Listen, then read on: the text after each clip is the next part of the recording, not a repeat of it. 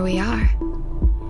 This is Sex Love Psychedelics, and I'm your host, Dr. Kat, bringing you psychosexual conversations that will leave you intellectually turned on and hungry for more.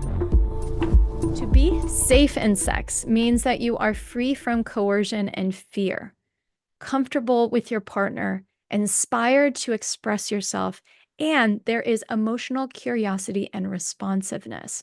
So we're going to take each of those and break those down. To be safe means you are free from coercion and fear. Healthy relationships are built on open and honest and respectful communication. So there should be no room for pressure, pushing somebody to go faster than they are ready, or fear during sex. And yet, it can happen. And we may not even be realizing our contribution to this. So I teach this practice of asking our partner, when they say yes, what makes your yes a yes? To get into the practice of opening the door to exploring what may be influencing someone to say yes. Sometimes their yes is not desire-based, but it's used in a way to protect themselves, protect their security in this relationship, or to appease the other person, and we'll break that down. More information about the person's internal process can be revealed when we ask this question, and it helps us all to pause and step out of the automatic reaction of a yes to really see what is going on behind the scenes of their mind and heart and pussy and cock. People, and especially women, can find themselves in pattern of consenting to unwanted sex. So some call this pattern duty sex, sexual compliance, sexual acquiescence, and it's a complex and a very common phenomenon, especially in long-term relationships. Like I said, sex hasn't been for women's desires and pleasure for a really long time. So we can fall into this pattern of just saying yes without a question. But just because it's common doesn't mean that it's supporting the health and the vibrancy and the full satisfaction of our sex life. Giving consent doesn't always mean a yes to desire for us. You know, we can give consent and say yes, but there's layers below that. Like I said, sometimes this is an automatic reaction or something used to avoid conflict.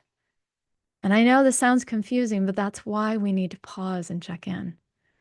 And sometimes when we say yes for a number of other reasons, they aren't desire related. They're more of a solution to something. So according to the research done by Dr. Cami Hurst, these reasons can include the reason to avoid the consequences of disappointment or upset of their partner, because they feel obligated for the relationship. That's where duty sex came in.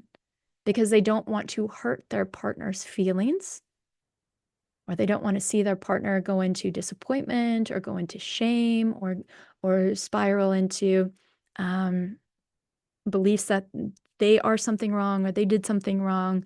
A lot of these are very common narratives that we all have internally. Or because it's been a long time since the last time that they had sex. So they feel like they need to have that in order to maintain the relationship. And I'm also going to add things like the internal pressure to be more sexually expressed or open, even when there's not something that they actually desire in the moment. And that can be culturally pressured, that can be peer pressured, that can be community pressured, that can be partner pressured. And I've seen this happen. And it's not solely this, but as an example, I've seen this happen in the lifestyle communities or the swinger communities, where somebody wants to be sexually open. They want to identify with that. And so they might override their boundaries of no in order to meet that identity. But over time of overriding that, whether it's just by saying yes to these things that their body's saying no to, or using drugs in order to override their boundaries in order to say yes, it has an impact. And there are real emotional outcomes to consenting to unwanted sex over and over and over and over and over again.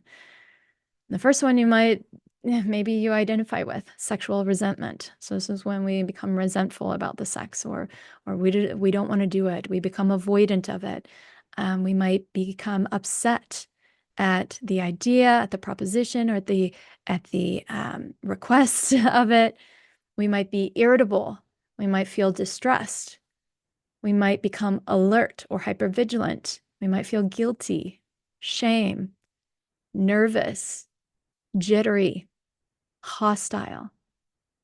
In Dr. Cami Hurst's research, I found some of these statements that she recorded from these participants to be really, really powerful.